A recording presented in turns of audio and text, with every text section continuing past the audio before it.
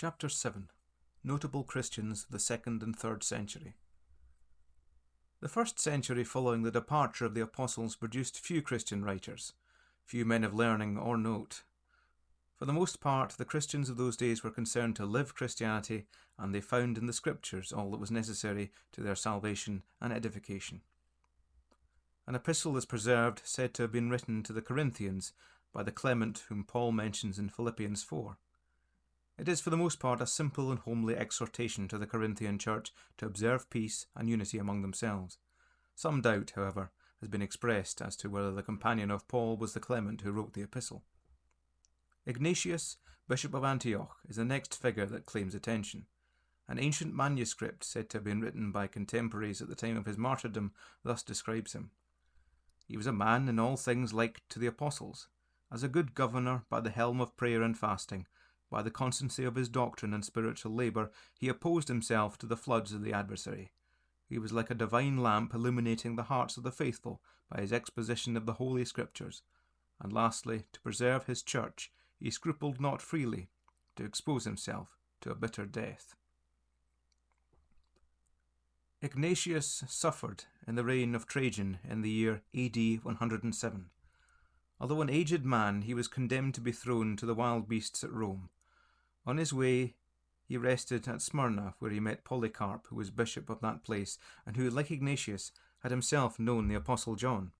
Deputies came too from various churches in Asia to console him. There was indeed quite a convocation. While at Smyrna, he wrote letters to the churches of Ephesus, Magnesia, Tralles, and Rome. These epistles seem to have suffered from interpolations, but scholars have to some extent purged the false from the genuine. Ignatius insists strongly on submission to the local bishop.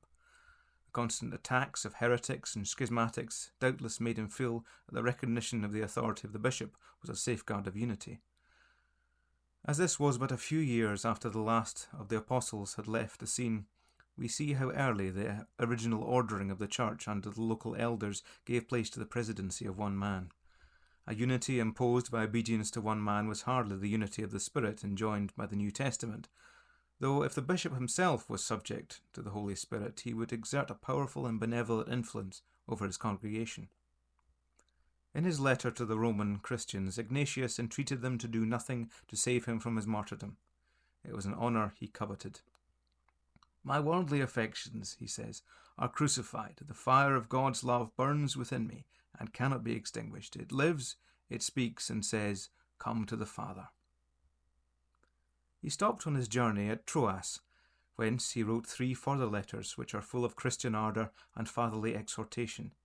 At the port of Ostia he was met by Roman Christians. He speedily received his condemnation, and after praying with some of the brethren, he was led into the amphitheatre and thrown to the wild beasts without further delay.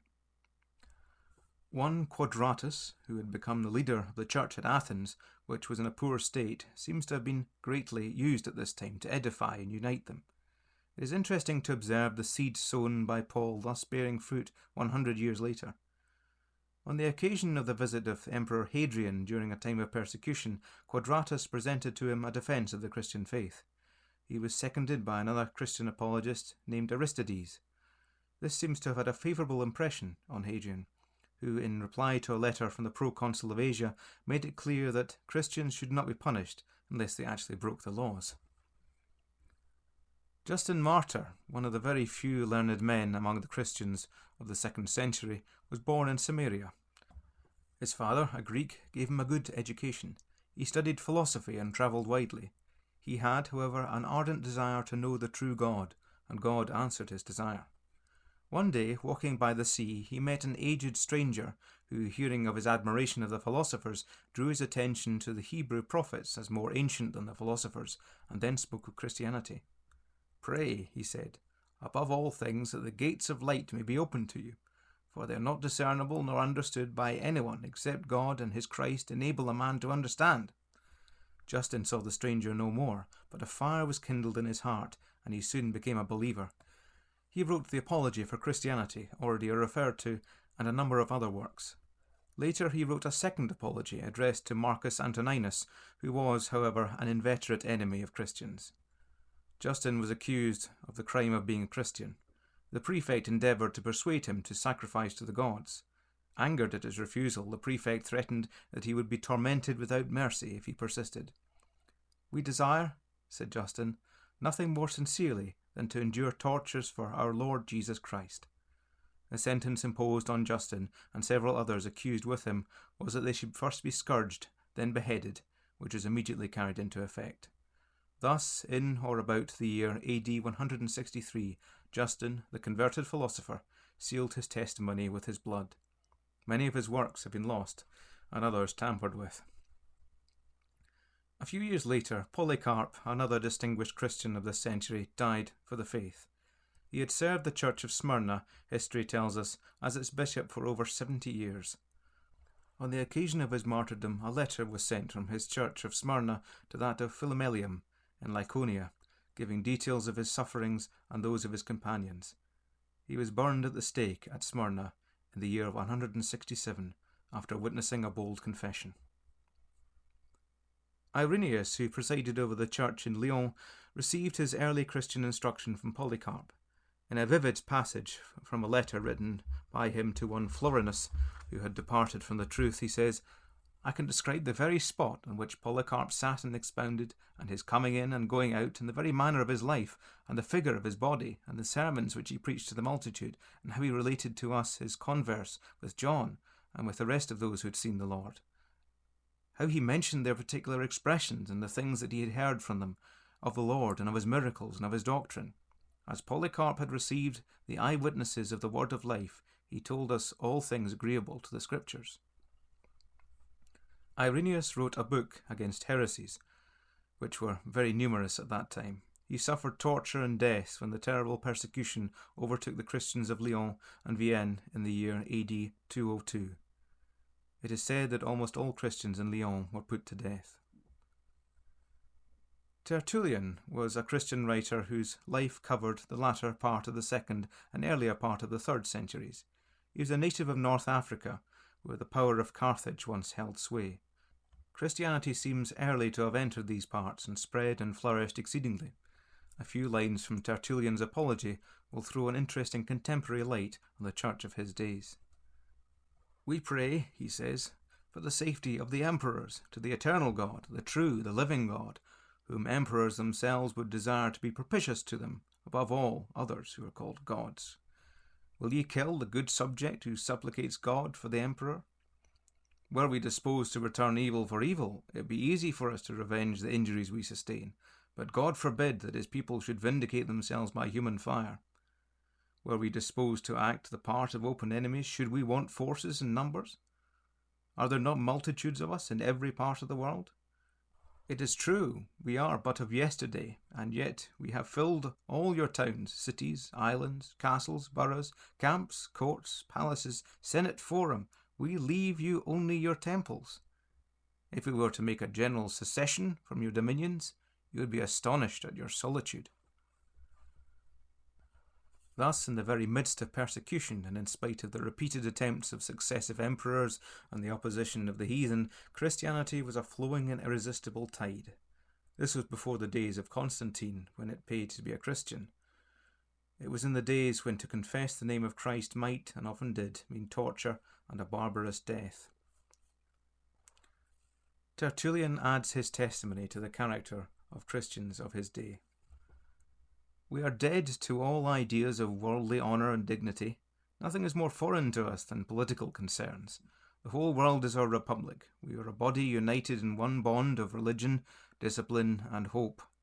We meet in our assemblies for prayer.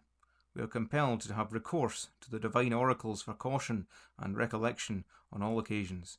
We nourish our faith by the word of God. We erect our hope, we fix our confidence, we strengthen our discipline by repeatedly inculcating precepts, exhortations, corrections, and by excommunication when it is needful.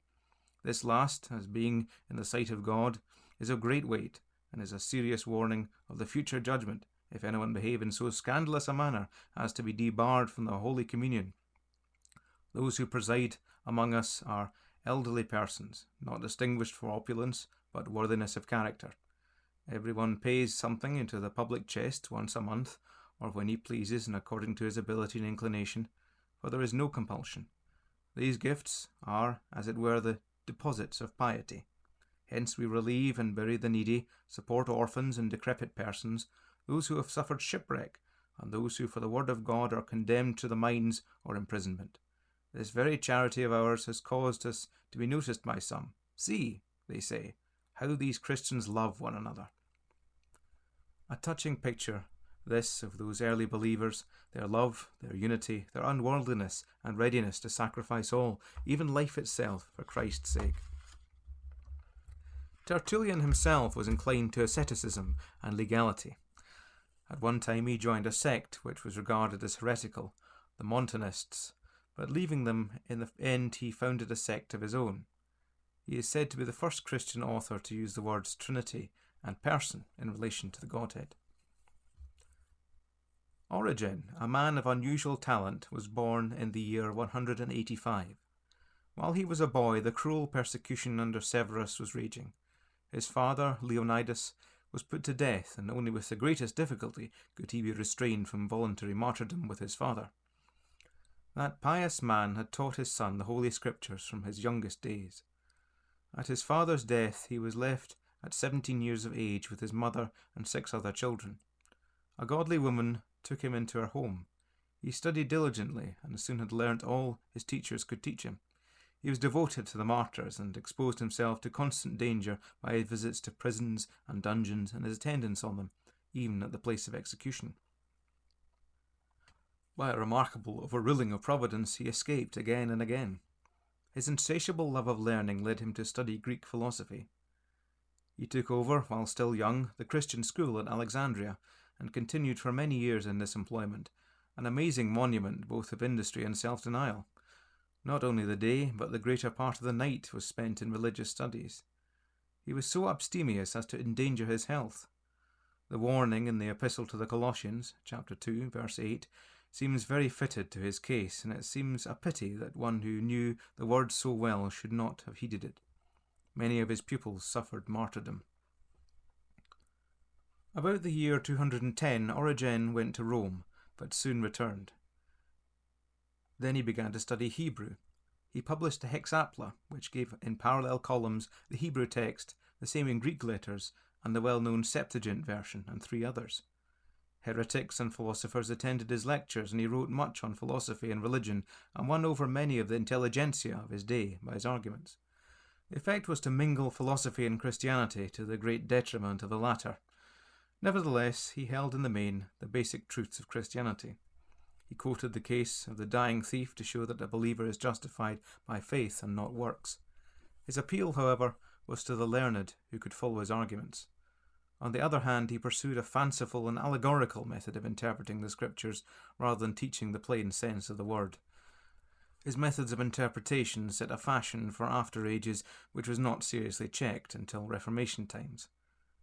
His later years were spent in Palestine.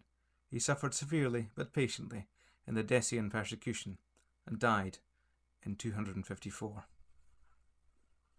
In AD 246, a valuable gift was bestowed on the Christian Church by the conversion of Cyprian, a wealthy nobleman of Carthage. When 45 years of age, he came under the influence of divine grace. His life was changed. He gave away much of his wealth to the poor. Apparently it was at the request of the people of Carthage that he became bishop. He accepted the office reluctantly, but having done so, he devoted himself without stint to the service of God, and was wonderfully helped by the Holy Spirit. His mind was well trained, but clear and simple. He did not bring the theories of philosophers into his teachings. He followed the plain apostolic line, and his labours were greatly blessed. His career was limited to 13 years, during which there was much persecution, and was cut short by a martyr's death. Yet in those few years he was the instrument of a great revival in Carthage, and the effect spread far and wide. He is one of the outstanding Christian leaders of the 3rd century. If he had a fault, it was his strong insistence on the authority of the bishops, yet even this proceeded from pious motives and not from any desire to lord it over the flock. His exaltation to the episcopal office is said to have contributed to the development of that theory of church government which bore such baneful fruit in after times. He is also credited with having laid the doctrinal basis of the distinction between clergy and laity. When we consider how brief was his period of service, we may be justified in assuming that these were ideas imbibed rather than originated by him. And we have already observed the seeds of such notions developing in the previous century. As the power of the Holy Spirit became less in evidence in the Church, so that living organism became more and more, outwardly at any rate, an organisation. In the year 258, he was arrested, and after a brief appearance before the proconsul at Carthage, on refusing to worship the gods, he was condemned to die by the sword and was beheaded shortly after. Few Christians in any age have done so much in so short a time. We will close this brief account with a brief extract from his writings. It comes from a treatise he wrote concerning those who had lapsed from the faith, and shows how he viewed the furious persecution of Decius, which continued during most of Cyprian's Christian life. It also sheds light on the decline in faith and virtue which had taken place during the years of peace and quietness. He says, "If the cause of our miseries be investigated, the cure of the wound may be found. The Lord would have his family be tried. And because long peace has corrupted the discipline divinely revealed to us, the heavenly chastisement has raised up our faith, which had lain almost dormant. And when by our sins we had deserved to suffer still more, the merciful Lord so moderated all things that the whole scene rather deserves the name of a trial than a persecution." Cyprian then proceeds to enumerate the sad defects in the conduct of professing Christians, indicating that with many a low and unchristian state prevailed. It is not surprising that, when tested in the crucible of persecution, the number of apostates was very great. Crowds hastened to prove that they were, after all, genuine